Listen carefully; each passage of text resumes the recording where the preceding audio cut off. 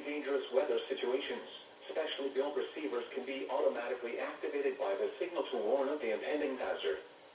Tests of the signal and receiver's performance are normally conducted by the National Weather Service between 11 a.m. and noon each Wednesday. If there is a threat of severe weather, the test will be postponed to the next available good weather day. Reception of this broadcast, and especially the warning alarm tone, will vary at any given location. This variability, normally more noticeable at greater distances from the transmitter, can occur even though you are using a good quality receiver in good working order.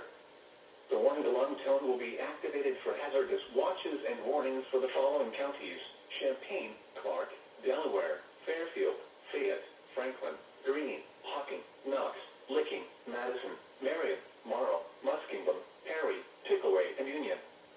This concludes the weekly test of weather radio station KIG, 86 Columbus, Ohio.